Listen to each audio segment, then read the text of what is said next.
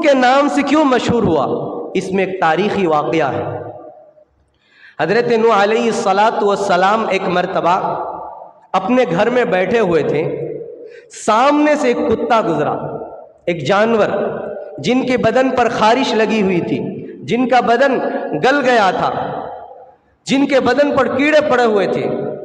سامنے سے جو کتا گزرا حضرت نوح علیہ الصلاۃ والسلام کے پاس سے، تو حضرت نوح علیہ الصلاۃ والسلام اس کتے کے بدن کو دیکھ کر، ان کی خارش کی بیماری کو دیکھ کر، ان کے جسم پر جو کیڑے پڑ گئے تھے ان کو دیکھ کر کراہت محسوس کی، گھن محسوس کیا۔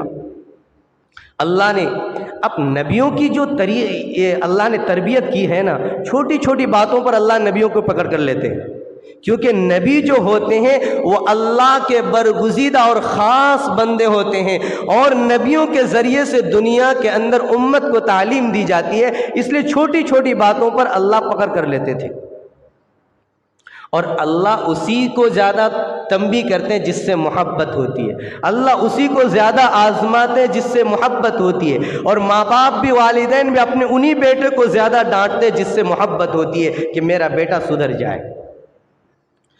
تو چنانچہ جب خارش ہو گئی تھی، اس سے گھن ہوا، تو اللہ تبارک و تعالی نے فوراً اس کتے کو اللہ نے قوت گویائی عطا فرمائی، ان کو بولنے کی طاقت دے دی۔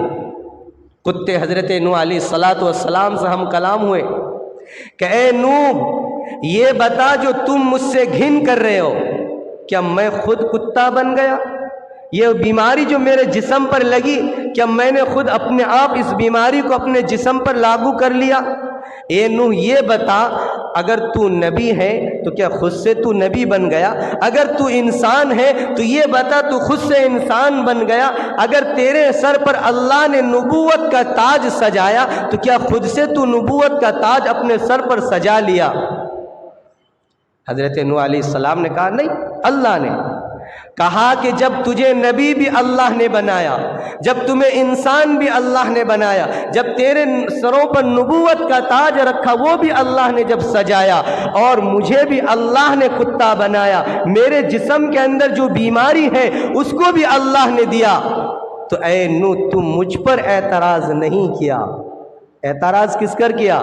اس مالک پر اعتراض کیا جس مالک نے مجھے کتا بنایا، جس مالک نے میرے جسم کے اندر بیماری دی، اس مالک کے تم شان پر، اس کی بناوٹ پر، اس کی بیماری پر تو آج اعتراض کر رہا ہے۔ حضرت نوح علیہ الصلاۃ والسلام یہ بات سننا تھا کہ تڑپ اٹھے، فوراً اللہ سے دعا کی، وَإِلَّا تَغْفِرْ لِي وَتَرْحَمْنِي أَكُن مِّنَ الْخَاسِرِينَ۔ فرمایا او میرے رب، او میرے پروردگار، اگر آج آپ نے میری غلطیوں کو معاف نہ کیا، میرے گناہوں کی معافی نہ کی، اے اللہ مجھ پر رحم نہ کیا تو میں خسارے والا ہو جاؤں گا، میں برباد ہو جاؤں گا، میں ہلاک ہو جاؤں گا۔ حضرت نوح علیہ الصلاۃ والسلام کتے کی اس آواز سے اتنے روئے کہ حضرت نوح علیہ الصلاۃ والسلام کا نام ہی پڑ گیا نوح۔